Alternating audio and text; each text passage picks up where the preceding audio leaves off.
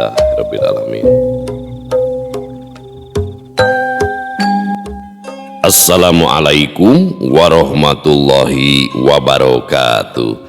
Sampurasun wargi dulur baraya sadayana, tepang dangudi sareng simkuring Mang Ian Kidemang Gunung Halu dina acara anu maneh nyaeta dongeng Sunda. Dongeng zaman kiwari ala kiwari anu nyarioskeun lalakon kahirupan mangsa bihari atanapi kabaheulaan. Kumaha dararamang para wargi sadayana atuh mugi aya dina ginanjar kawilujengan rahayu berkah salamet amin ya Allah ya robbal alamin. Dina waktos ieu simkuring sejanraskeun hanca nu katunda dina pedaran dongeng anu judulna Saninten Mas bagian ka-21 karya Kang Rompis anu kasep teh nya anu geubis di Ciamis mani muringis pokona mah.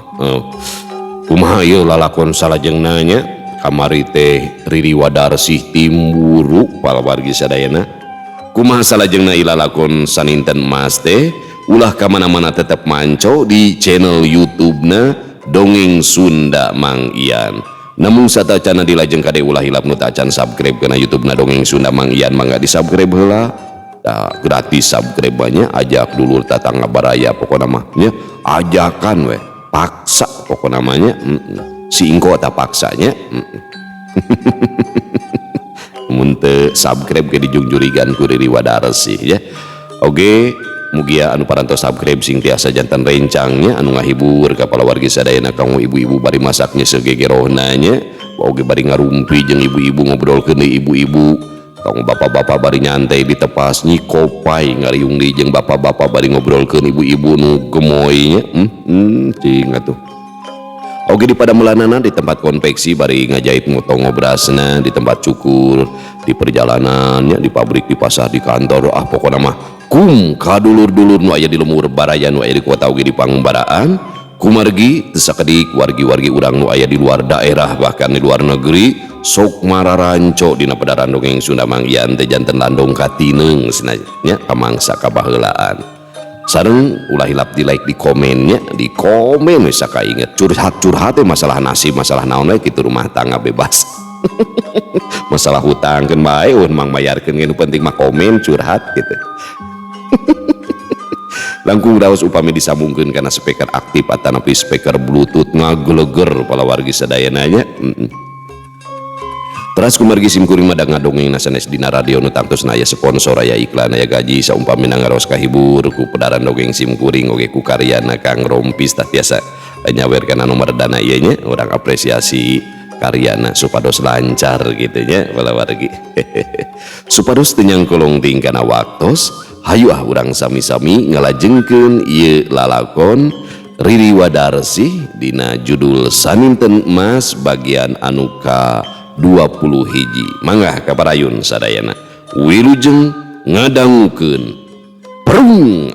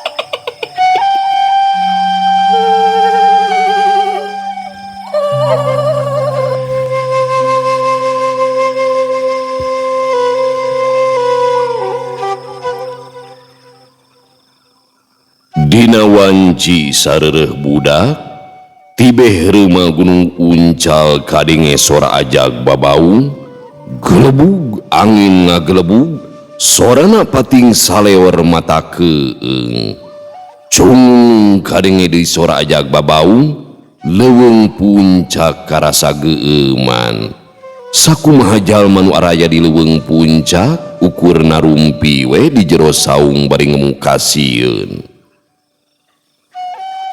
Cirihil, cirihil, ti jauhna kadenge sora awewe cicirihilan, sorana pating saleor mata kukurayeun.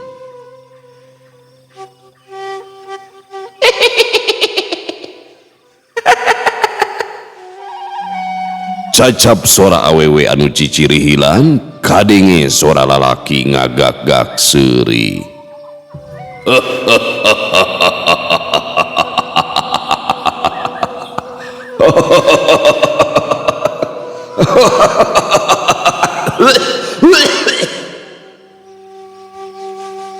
Sora anu seuri teh agem handaruan nanding sora duruweksa. Sakabeh jalma nu araya di leuweung puncak teu sirikna kokompodan awahing kusieun. Gelebug angin ngagelebug tarikna keranan, sorana ngagerung mata keung.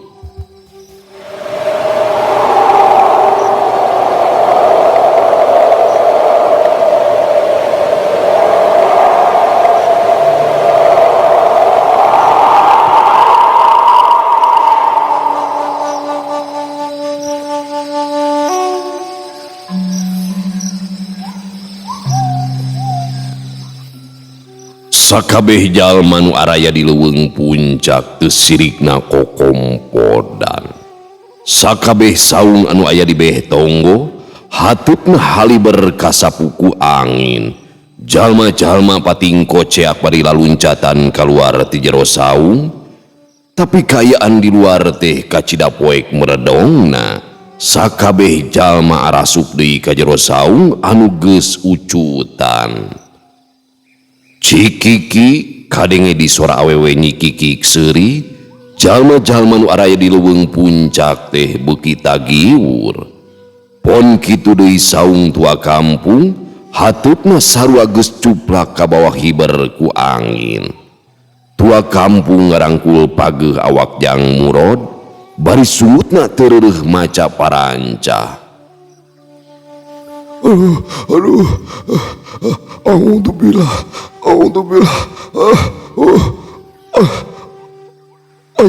ayat dua parawan, wa dua susuna, wa kabirona bujuruna, wa asku mununa, wa asku dempluna, wa asku bauna.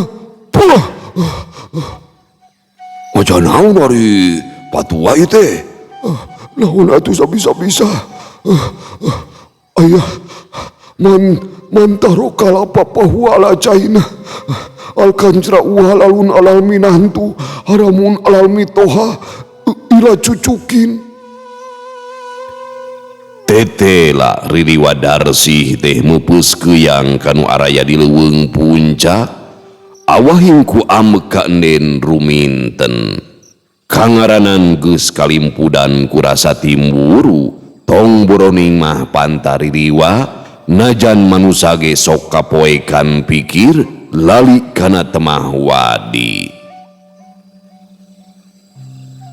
Kocapkeun si kaja, najan kalebah lengkob mah teu kasapu ku angin, tapi kocakna jalma-jalma di rumah teh nyaeta di beh tonggo atrapisan kadengena. Ngan anehna sora awewe anu cicirihilan mah jeung sora duruweksa teu kadengeun ku si kaja. Si kaja mulen maneh ku samping sarung bari ceulina rarancung ngadedengekeun. Tapi sora jalma nu pating korowok teh teu kadenge deui, kaayaan jempling deui kawasasari.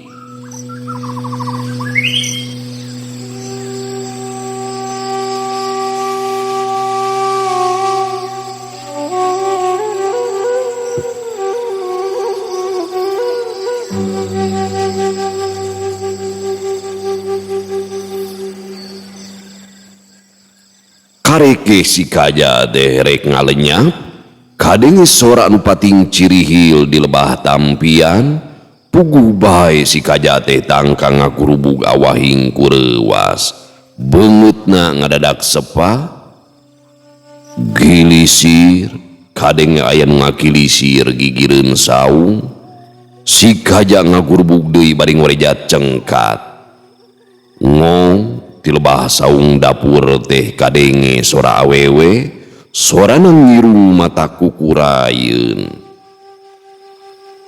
Kojot muntong ngelebok kejo menang aing lebok ku sia-siahakan si cuman 3 minten.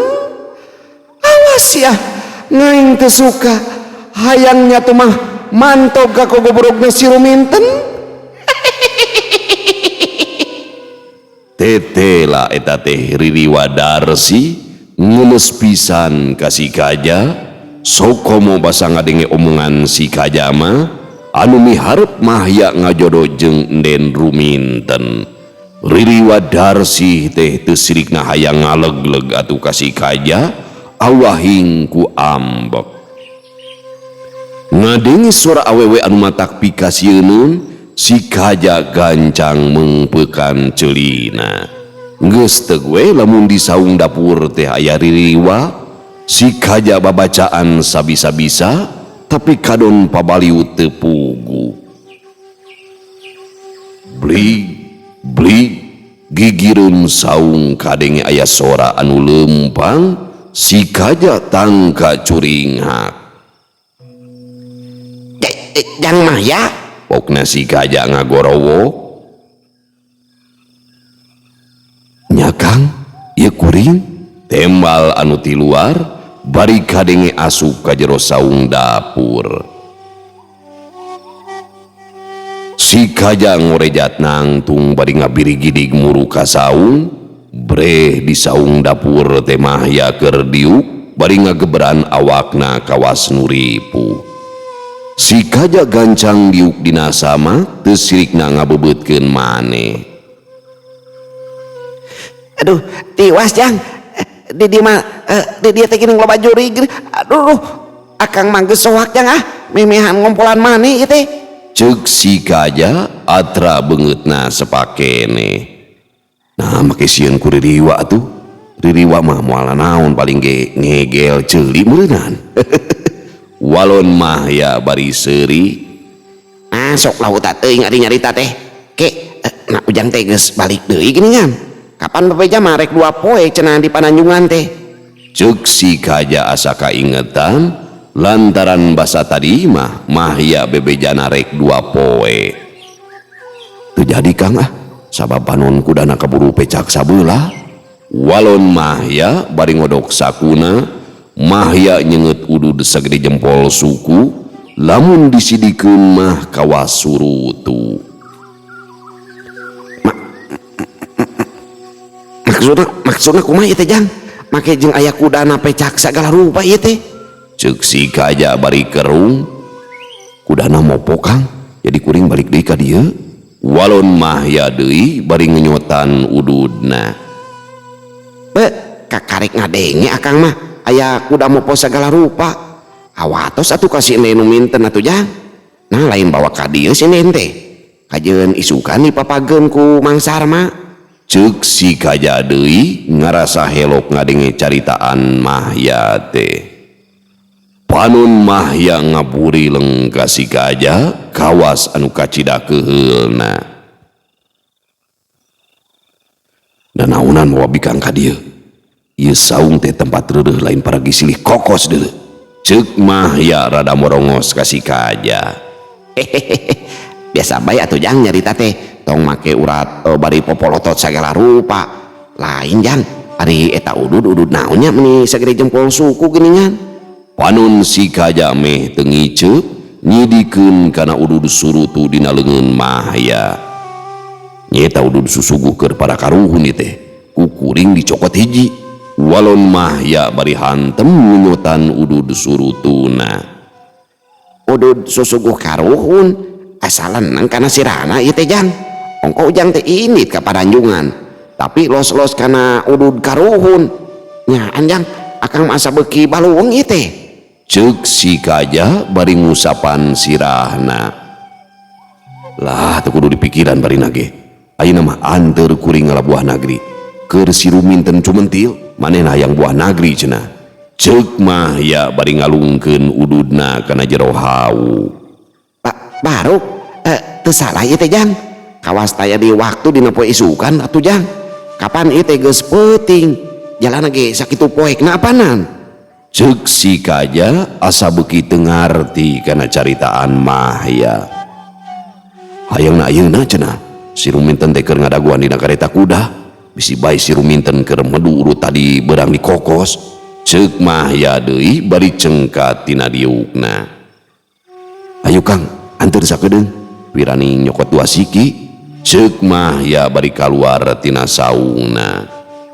Najan loba anu teu kaharti ku si Kaja, teu burung inyana nuturkeun Mahya. Mahya leumpang ti heula dituturkeun ku si Kaja, tapi aneh sok sanajan dina kayaan peuting Mahya leumpangna gancang pisan. Ari si Kaja kacidang ngatogna loba ti kusru kana rungkun. Jang Mahya, daguan atuh Jang. Ceuk si Kaja gogorowokan ka Mahya, tapi lebeng taya nu nembalan, ukur gelebegna peuting we anu mongkleng.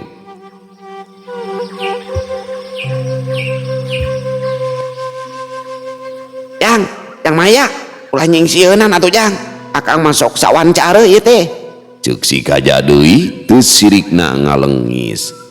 Tapi anger taya nu nembalan, ukur kadenge suara sasatoan peuting anu reang patembalan.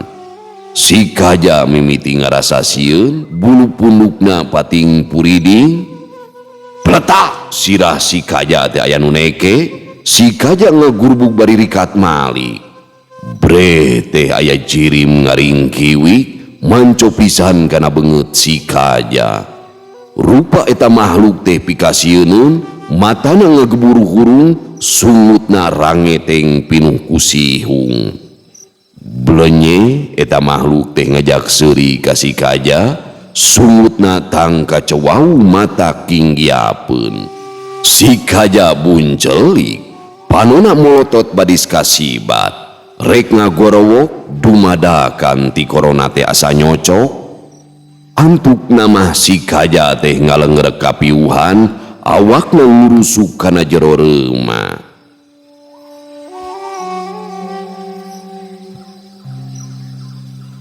Tos kieu kudah kumaha nyi gawi? Ceuk eta makhluk anu tayalian eta teh si Jamrong. Wayahna anterkeun deui ka saung Jamrong. Kula rek ngurilingan deui ka leuweung puncak. Temal Riri Wadarsi bari ngejati dinya. Awak si Kaja dipangku ku si Jamrong rek dibawa ka saung. Tapi ku si Jamrong teu nuluy dibawa ka saung. Awak si Kaja digolerkeun dina luhureun cai tampian.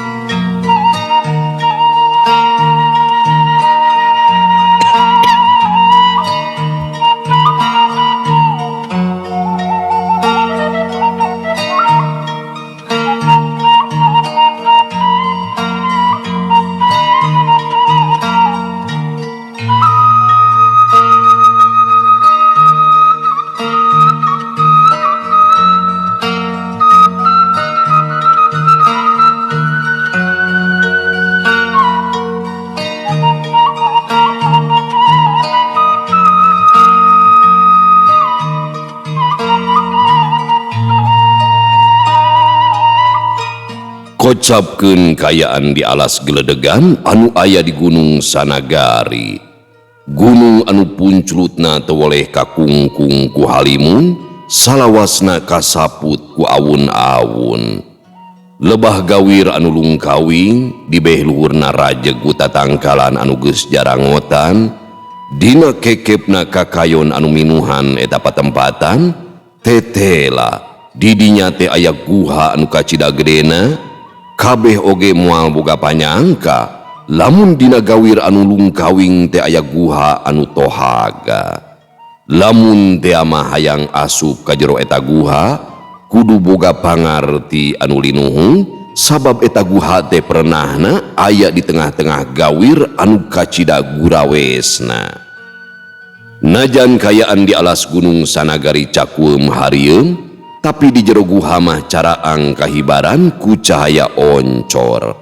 Obor naraplok dina sisi-sisi guha, anggangna moal kurang ti 15 depa.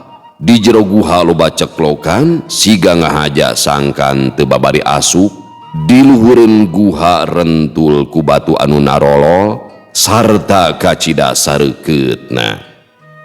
Ari eta guha teh aya 5 rohangan, kawas tempat paragi reureuh atawa kamar paranti sare.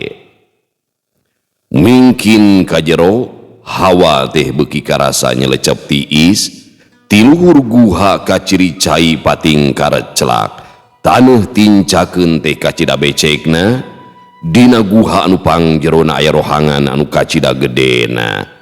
Korsi tina batu ngajarentul, mejana sarua tina batu ngajalajar panjang, kaayaan didinya kacida caangna, raang ku obor anu ngajejer dina sisi guha.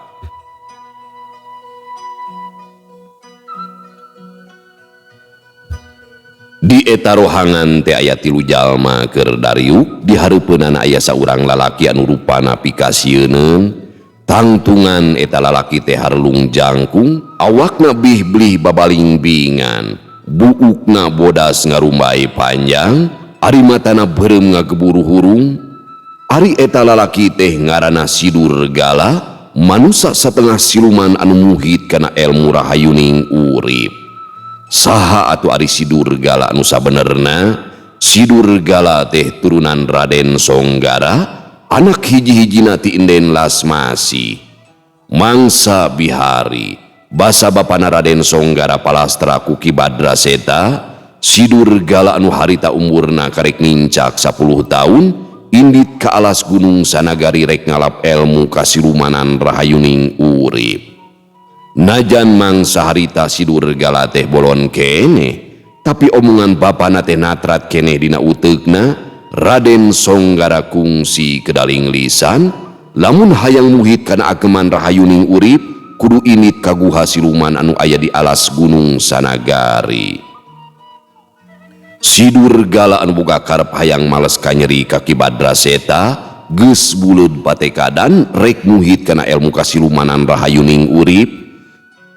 Ti umur 10 tahun nepikeun kadanget kiwari, Sidur Gala teh cicingna di guha siluman, bisa kasebut Sidur Gala teh geus nyangking elmu rahayuning urip geus cacap nepikeun ka puncakna.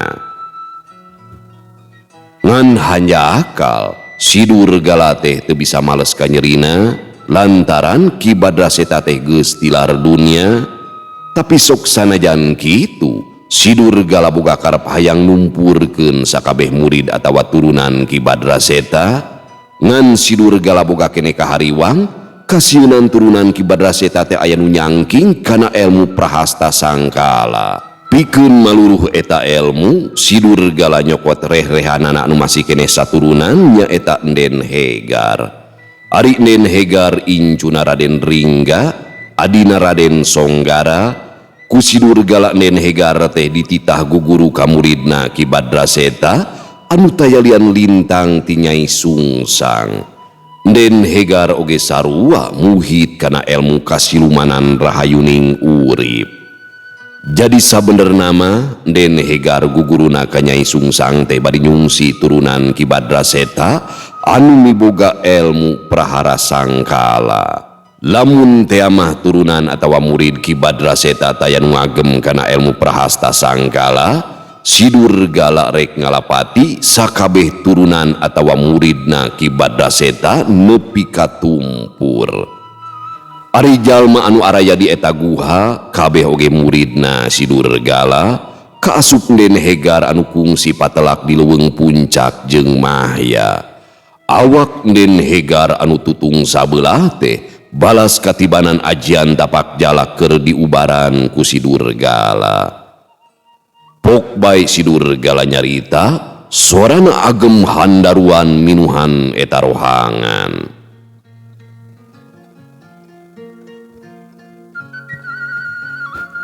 Jadi kumaha ayeuna Nyai? Nageus mimiti leungit tapak tutungna. Laina naon ieu teh? Lamun lila teuing di dieu, bisi jadi matak panyuriga pikeun guru ilahi. Lamun katohian teh mah matak bangkar kana sagala rarancang urang. Aya kene sakedik deui Aki, salirage masih kene karaos nyareri. Hanjakal eta jalma teh geus tiwas. Sok padahal abdi teh hoyong pisan ngagem ajian tapak jala. Walon Den Hegar ngajentrekeun ka guruna. Kangaranan geus katibanan ku pangawasa rahayuning urip. Pacaduan teuing bisa hirup deui. Sok sanajan ilmu rahayuning urip ilaing teh can muncak. Lamun mah hayang tereh muncak, ilaing kudu ngajejegan wadal nepikeun ka 100 jalma. Susuganan bae, isuk atawa pageto, awak ilaing bisa cager deui. Ngarah ilaing bisa nepungan deui ka si Nyai Sungsang kadayeuh marluyu. Kitu ceuk si Durgala mere wewengan ka Den Hegar. Oh, anu neuteuk sirah teh si ieu nya jahat nya. Nuhun Aki, mugia bae cing tere damang. Asa karesel cicing di dieu mah. Walon Den Hegar tebetaheun cicing di guha siluman. Abong bebunyit bikang, ayang nate cicing di dayu, beda sagala nyampak meureun. Rumji oge Nyi Omoy, mangka regepkeun ku aranjeun duaan. Pikeun saheulaan mah, omat ulah waraneangan mangsa kapilumberan. Daguan sapurnama deui. Lantaran kula keur narekahan ilmu anu bisa ngabendengna.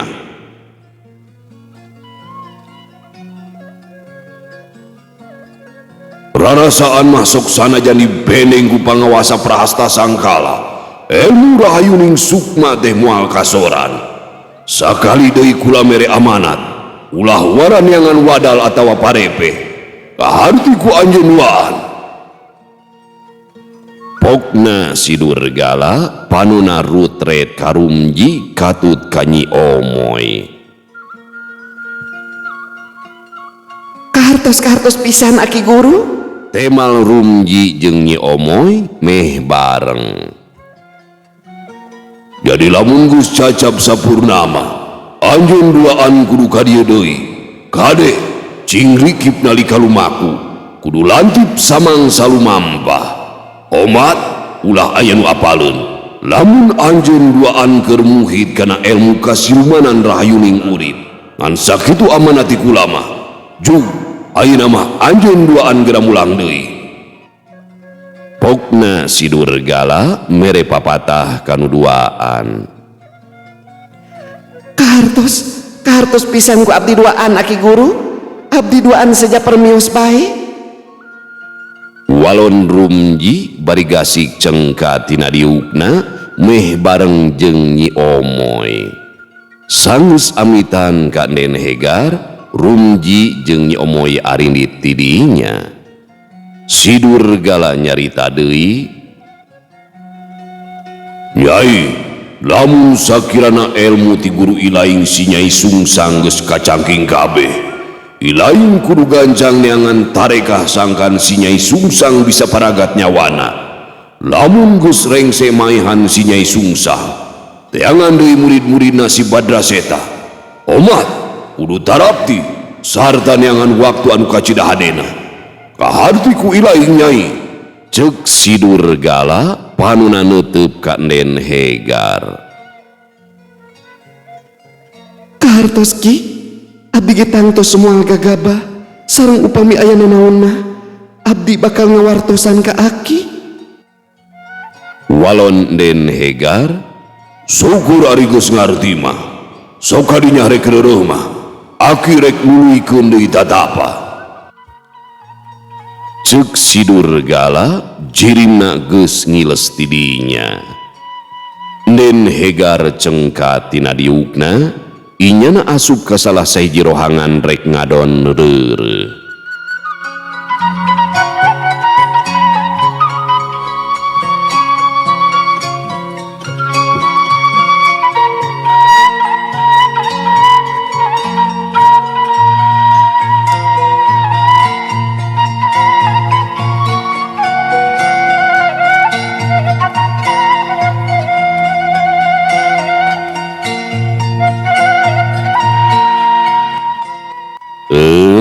Pemirsa sadayana waosna parantose piningannya cag urang tunanya ilalakon naon teh saninten Mas teh